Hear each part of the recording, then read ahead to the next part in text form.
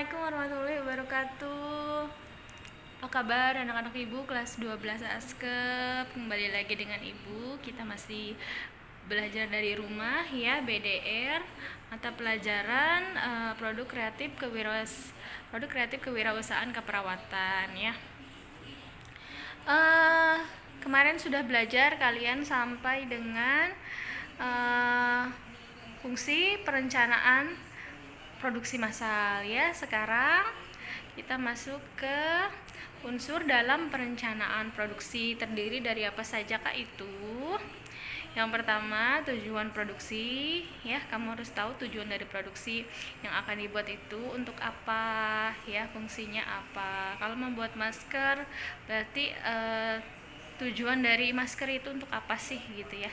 Pengukuran dan standar produksi ya, harus bisa diukur standar produksinya. Misalnya masker itu harus berbahan ini, harus bahannya seperti ini. Nah, itu ada standar produksinya. Perencanaan merupakan fakta objektif ya. Kamu sudah melakukan sebelumnya mencari tahu ya, objektif ya, secara objektif itu masker itu memang dibutuhkan atau tidak. Lalu perencanaan harus bisa diukur ya, harus bisa diukur. Lalu tahap awal pelaksanaan produksi harus berawal dari perencanaan yang baik ya, tahap awal pelaksanaan produksinya. Lalu ada jenis-jenis perencanaan produksi berdasarkan jangka waktunya. Yang pertama, perencanaan jangka panjang ini lebih dari 1 tahun sampai 5 tahun mendatang. Kira-kira 1 tahun sampai 5 tahun mendatang itu akan kayak gimana produksi kita? Oh, makin besar atau gimana? Nanti kita bikin pabriknya seperti ini. Nah, itu perencanaan dalam jangka panjang untuk lebih dari 1 tahun sampai 5 tahun mendatang ya. Yang kedua, perencanaan jangka menengah 2 sampai 3 tahun mendatang. Kira-kira setelah kita membuat masker nih, nah 2-3 tahun kita mau buat apa, kita mau sampai kemana, apakah mau diekspor ke luar negeri, seperti itu. 3, perencanaan jangka pendek itu yang paling terdekat ya, maksimal 1 tahun ya. Misalnya sudah dibuat masker, nah kurang lebih nanti akan apa saja ya yang dilakukan sama 1 tahun itu rencana jangka pendek. Lalu faktor yang mempengaruhi perencanaan massal, ada faktor internal ya. Faktor internal ini berarti ada di dalam perusahaan itu sendiri, meliputi kapasitas mesin dan peralatan ya. Produktivitas tenaga kerja, bagaimana produktivitasnya, tenaga kerja sudah maksimal atau belum. Kemampuan pengadaan dan penyediaan. Nah, ini si sang owner, si wirausaha ini harus punya kemampuan pengadaan dan penyediaan dari alat-alat, bahan baku ya gitu. Yang kedua, faktor eksternal berarti dari luar perusahaan ya, meliputi ada kebijakan pemerintah, inflasi itu naik turunnya misalnya rupiah seperti itu ya. Ada bencana alam misalnya ya, itu adalah faktor eksternal ya. Misalnya kalau punya pabrik itu yang terkena banjir harus bagaimana. Itu faktor-faktor yang mempengaruhi perencanaan produksi. Selanjutnya, langkah-langkah perencanaan produksi. Yang pertama, ada penelitian dan pengembangan produk ya, harus ada penelitian. Nah, kamu harus meneliti dulu produk kamu ini kira-kira akan laku di pasaran atau tidak, seperti itu ya.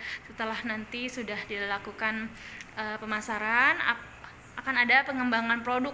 Nah, tadinya misalnya bahannya dari bahan-bahan bekas yang diambil dari konveksi misalnya untuk bikin masker. Nah, lalu harus ada pengembangan.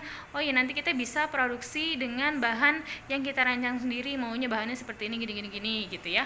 Mencari gagasan dan seleksi produk. Nah, ini harus menseleksi produk ya. Mencari gagasan ya. Lalu seleksi produk, desain produk ya. Jadi ada desain produknya mau kayak gimana nih. Kalau bikin masker desainnya mau kayak gimana. Kalau misalnya ownernya cewek nih gitu, saya mau pokoknya masker kita itu semuanya bermotif bunga, seperti itu ya.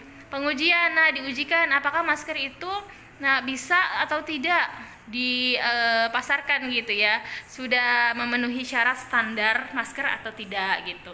Lalu ada desain akhir. Nah, setelah desain akhir, setelah berunding mau bagaimana, nanti maskernya mau motif apa, mau bahan apa ya, gitu, mau gimana bentuknya, panjangnya berapa senti kali berapa senti. Menetapkan skala produksi meliputi waktu pengerjaan, lalu kuantitas dari produk, kuantitas ya, bukan kualitas, berarti kuantitas itu jumlahnya, jumlah produk, keperluan biaya selama produksi, jumlah tenaga kerja yang diperlukan pada saat produksi, peralatan yang dibutuhkan apa saja, dan persediaan bahan baku itu penting ya. Tuh. Nah, ini adalah tahapan perencanaan produksi massal. Ada pertama ide produk, produknya apa, lalu diseleksi nih. Biasanya setiap orang suka ada orang tuh punya ide banyak. Apa buat masker ya, apa mau buat celemek ya, apa mau buat apa gitu ya. Nah, nanti setelah banyaknya ide produk, lalu kamu seleksi mana nih yang kira-kira peluangnya banyak, menguntungkannya banyak gitu, sedangkan modalnya minim, seperti itu. Nah, kamu desain awal masker ya, kalau misalnya masker gitu, desain awal mau kayak gimana nih, maskernya bentuknya kayak gimana, berapa senti kali berapa senti, bentuk talinya seperti apa gitu ya. Lalu ada prototype, nanti jelaskan. Lalu ada tes ke pasar, ada desain akhir. Setelah banyak desain, mana nih desain yang dipilih ya. Lalu ada pemantauan produksi, yang terakhir ada implementasi ya. Implementasi itu berarti dilakukan produksi, lalu terakhir ada ditolak atau tidak ya. Tahapan perencanaan produksi massal ya. Yang pertama dari tadi, yang pertama adalah ide produk. Ide produk ini disusun berdasarkan dorongan pasar, yaitu kebutuhan dari konsumen, lalu dorongan teknologi. Ini teknologi udah canggih nih, berarti kita harus bikin ini gitu ya. Yaitu kemampuan perusahaan dalam riset pengembangan ya, selalu ada pengembangan, dan koordinasi antar fungsi manajemen ya. Antara manajernya dengan direkturnya gitu ya. Keuangan, pemasaran, dan personalia. Keuangan tahu kan berhubungan dengan uang dan keuntungan, untung atau ruginya. Lalu pemasaran, bagaimana proses pendistribusian, pemasaran ke pasar-pasar, dan personalia. Personalia ini berhubungan dengan tenaga kerja ya. Seleksi ide produk ya, disusun berdasarkan evaluasi dari pasar ya. Kita evaluasi dari pasar, kebutuhan konsumen ya, itu untuk menyerap hasil produksi. Secara teknis operasional dipertimbangkan kemampuan perusahaan menghasilkan produk dengan fasilitas yang ada dan kemampuan memperoleh bahan baku dan bahan pembantu. Itu harus dilihat ya. Konsumen butuh apa, tapi bahan bakunya tersedia atau tidak. Nah, sampai nanti tersedia atau tidak. Jadi seleksi ide produk juga didasarkan pada keadaan keuangan perusahaan ya. Jadi kalau misalnya ada ide produk tapi keuangannya tidak mencukupi, oh berarti tidak bisa ya. Kira-kira yang keuangannya cukup dengan modal minim, keuntungannya banyak ya. Dengan mempertimbangkan hasil yang diperoleh akan menguntungkan atau tidak. Desain awal ya, atau rancang bangun awal, mempertimbangkan berbagai tujuan dari manfaat produk ya, fungsi utama atau fungsi sekundernya apa, stylenya yang tadi ibu bilang, misalnya mau motif bunga atau apa, itu style ya. Lalu ada keindahan barang dengan melihat keseimbangan biaya, kualitas juga, dan performance produk. Jadi harus menarik ya. Tuh. Lalu ada prototype. Nah, prototype ini adalah pada tahap ini perusahaan mengadakan percobaan kemampuan dan kekuatan produk, kemudian dicari kelemahan, dianalisis keindahan bentuknya. Jadi perusahaan itu setelah bikin, dia melakukan percobaan kemampuan dan kekuatan produk. Kalau buat masker, kira-kira nih masker ini bisa nggak ya gitu, kira-kira bakteri masuk nggak ya kalau dipakai itu. Kalau misalnya terlalu tipis, oh ternyata masih bisa masuk bakteri. Nah, itu ada percobaan kemampuan gitu ya, dan kekuatan produk seperti apa. Kemudian dicari kelemahannya. Nah, kelemahannya apa nih? Oh, ini masih terlalu tipis misalnya gitu, dan dianalisis keindahan bentuknya ya. Harus indah juga, harus menarik. Testing hasil prototipe tadi ya. Dicoba fungsinya dalam berbagai keadaan yang mungkin terjadi, apakah memenuhi syarat atau tidak. Jadi dari prototipe tadi, dari kelemahannya itu dari berbagai keadaan, apakah memenuhi syarat standar atau tidak. Desain akhir, produk telah melewati tahap testing yang telah disempurnakan sesuai dengan uji yang telah dilakukan. Implementasi adalah tahap pembuatan produk, ya. Jadi perusahaan memulai proses produksi dilihat dari masa depan pemasarannya, apakah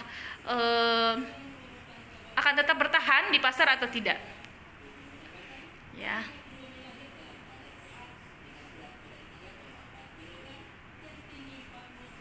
Oke, itu saja tugasnya. Ibu mau kamu membuat gambar masker, ya, membuat gambar masker. Ibu pengen kamu desain masker, bentuk maskernya kayak apa, ya. Ibu pengen lihat desainnya, ya. Oke,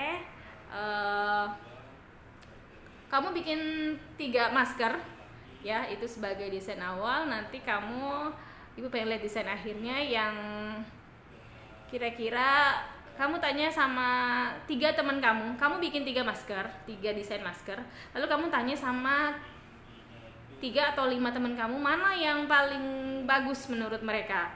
Nah, itu akan menjadi desain akhir, ya. Kayak gitu caranya, ditanyain ke 5 teman, lalu mana yang paling menarik menurut mereka, lalu nanti dikirimin ke ibu gambarnya, ya, dikirimin ke ibu gambarnya maskernya itu, ya. Oke, terima kasih, selamat mengerjakan.